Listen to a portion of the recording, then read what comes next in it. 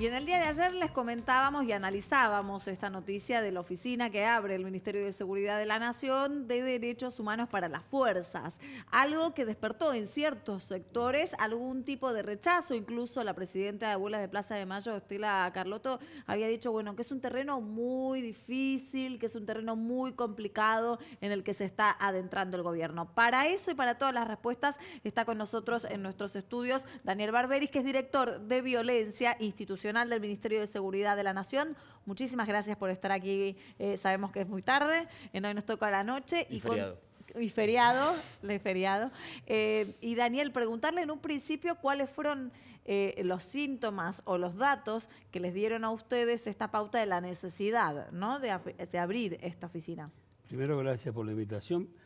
Es muy importante que podamos en todos los medios difundir cuál es el pensamiento que nos llevó a tomar esta decisión, que la llevó a la ministra Patricia Bullrich a tomar la decisión y decir, bueno, llegó el momento para hacerlo. Entonces, está bueno que lo charlemos.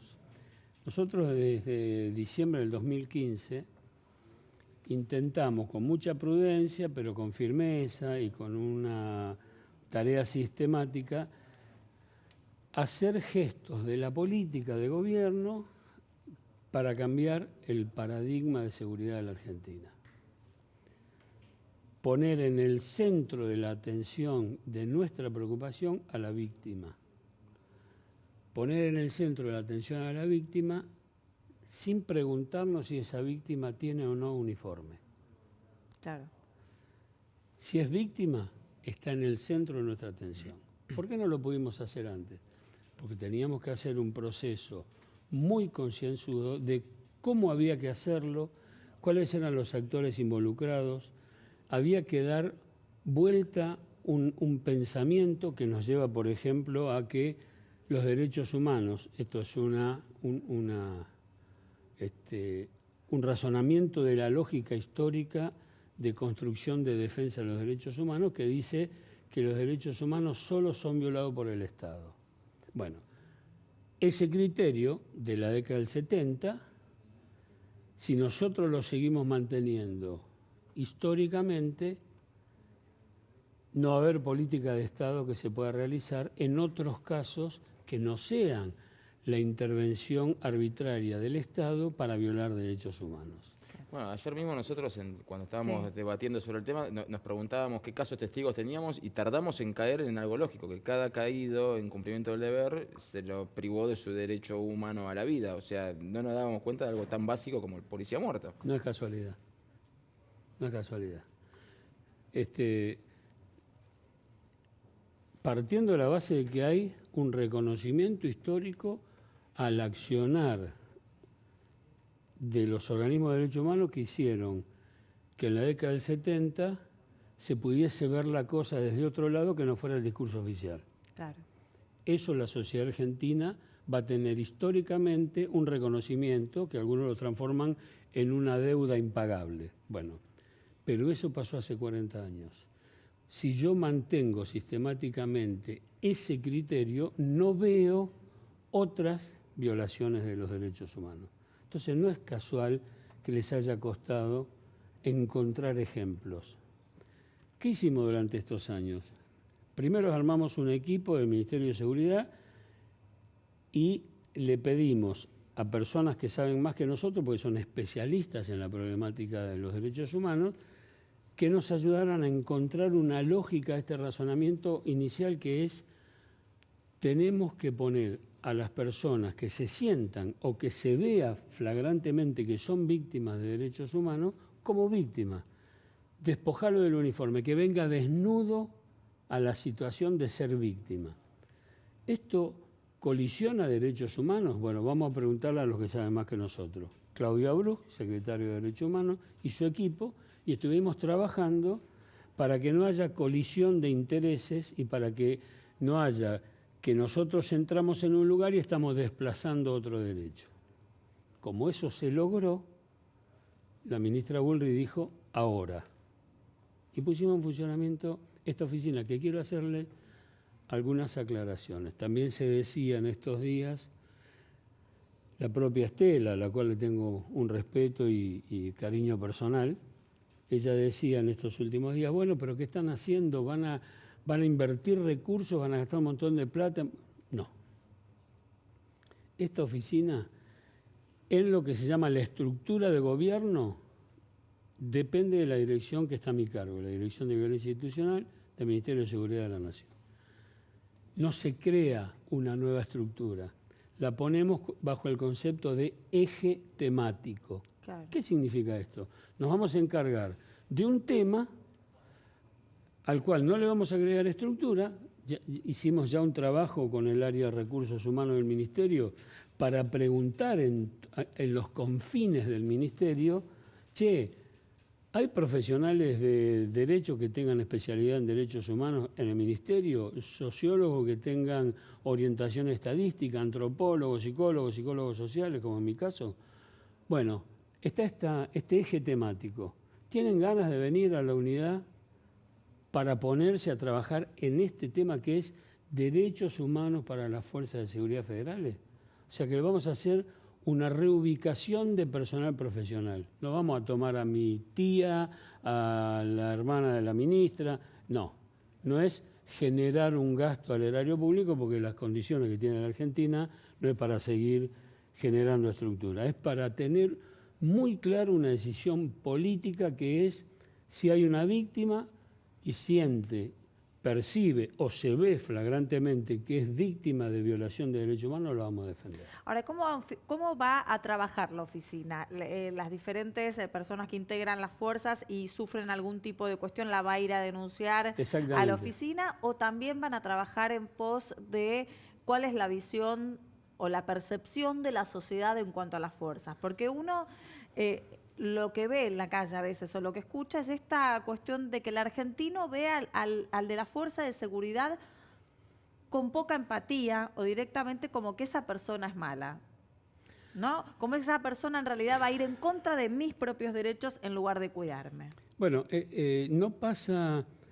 no es tan lineal el planteo. Eso sucede, pero esa misma persona que dice eso, cuando tiene un problema de seguridad en su cuadra, llama a la policía. Inmediatamente 911. ¿Y cómo se hace para revertir entonces este cambio cultural? Estas cosas no es que las ponemos en funcionamiento hoy, tocamos zen y ya salió por el otro lado. Hay que tomar decisiones políticas. La ministra Bullrich tomó una decisión que es: vamos a poner a las víctimas en el centro de nuestra preocupación. Entonces decimos, ¿cuáles son las víctimas? Todas estas, y estas no son víctimas. ¿Qué problemáticas de derechos humanos se encontraron dentro de las fuerzas? O sea, que los miembros de las fuerzas sean víctimas de violaciones a los derechos humanos más allá de los caídos en cumplimiento del deber. Múltiples, variadas, confluyentes. Hay algunas situaciones que son de lo que llamamos violencia institucional intrafuerza. O sea, un superior, un igual o un inferior que por distintas razones siente que tiene supremacía sobre aquella víctima que tomó como objeto de su malicia, de poner en tela de juicio, en muchos casos, la hombría de ese efectivo. Entonces, en esos casos intrafuerza hicimos algunas cosas. Por ejemplo, si hay un miembro de una fuerza que denuncia que alguien de la fuerza tiene una actitud de acoso, tiene una actitud de violencia institucional o de quebrar sus derechos humanos, nosotros tomamos ese caso adentro de esta unidad, pero vamos en auxilio con otros instrumentos que también ha generado el Ministerio, como por ejemplo una resolución cuya sigla es SIPA, Sistema de Protección Administrativa, a la cual, si reunimos los elementos de lo que está diciendo ese personal, lo metemos en ese proceso del SIPA para garantizarle su estabilidad, que nadie lo va a echar de la fuerza ni lo va a mandar a un lugar inhóspito porque su jefe descubrió que hizo la denuncia. Entonces, le damos una protección administrativa para que pueda denunciar violencia institucional, violación de los derechos humanos, por lo tanto,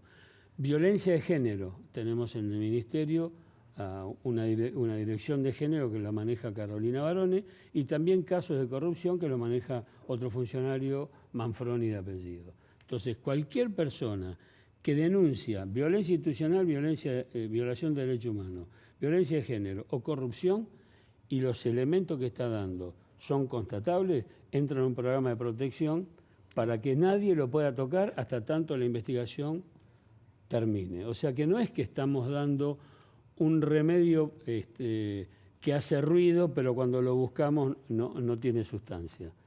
Tenemos este tipo de instrumentos para que las personas se sientan acompañadas, porque el criterio que tenemos es, la ciudadanía, todos nosotros tenemos que sentir que la fuerza de seguridad nos cuida.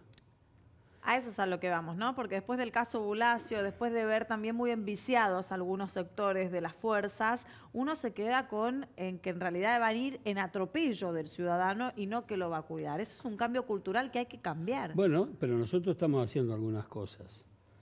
Por ejemplo, tuvimos algunos casos en barrios de la ciudad vulnerables de miembros de prefectura o de gendarmería que no estaban haciendo lo que tenían que hacer.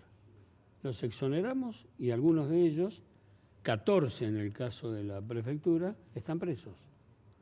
O sea, este tipo de resguardo que estamos dando no es para que haya impunidad, es para que cumplamos con el rol político de control político del ministerio. Si la ciudadanía piensa y siente que las fuerzas la cuidan, nosotros que somos el Ministerio de Seguridad, Control Político de la Fuerza, las controlamos y las cuidamos. Entonces nosotros tenemos que cuidar a quienes cuidan a la sociedad. Una pregunta. Desde el año 97, 98 existe en la Escuela de Cadetes una oficina de derechos humanos. Así es. ¿Por qué cree que ahora sí es noticia que se extienda, que se cree otra oficina para los ya egresados y en su momento pasó desapercibido lo de la Escuela de Cadetes? Bueno, primero porque tienen índoles diferentes. Esta oficina es del control político de las fuerzas, por lo tanto, está fuera de la fuerza. Claro. Entonces, la índole, o sea, el impacto social que causa esta oficina hace que ustedes me hayan invitado. Si no hubiese causado este impacto, el impacto de las palabras de Estela diciendo, ¿para qué hacemos esto? Bueno, entonces, ¿por qué causa este impacto? Porque tenemos como gobierno la decisión política de cambiar el paradigma y poner a la víctima en el centro de nuestra preocupación. Por eso hay una ley de víctimas. Por eso en nuestra propia Dirección de Violencia Institucional del Ministerio tenemos una unidad de atención a víctimas de delito. O sea, para nosotros es estratégico reconstruir la relación amigable entre la fuerza y la sociedad haciendo dos cosas: controlando para que las fuerzas no se equivoquen en lo que tienen que hacer y también abrazando a las fuerzas para que tengan, si lo decimos en criollo, un palenque donde rascarse. Última, bien cortito como para cerrar. ¿Qué le contesta o qué le dice usted a aquellos sectores que hablan de que Patricia Bullrich se puso la gorra con todo esto y que le da impunidad? En realidad hay más fuerza a las fuerzas. Es no entender el proceso o hacerse el distraído.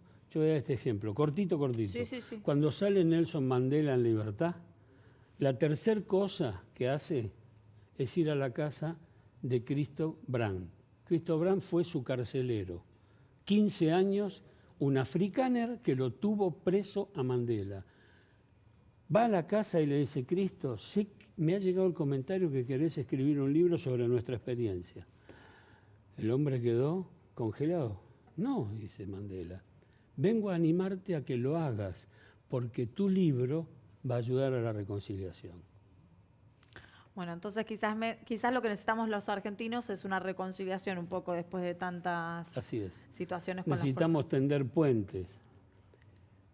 Y si no tendemos puentes, la Argentina no tiene destino. No es únicamente por el problema económico o no, porque los mismos que mueven la rueda de la economía en los medios de comunicación dicen una cosa, pero cuando van a la Casa de Gobierno, el presidente le dice, mira, está todo, vamos a hacer todo esto, pero lo mío garantízamelo. Y también entender que en las fuerzas de seguridad no queda nadie que haya ingresado en tiempos de la dictadura. O sea, ya Pero ¿cómo va a no quedó pasar ni eso? uno. Pero ¿cómo va a pasar eso si los chicos de 20, 22 años no habían nacido hace Claro. 40? Claro. Por eso.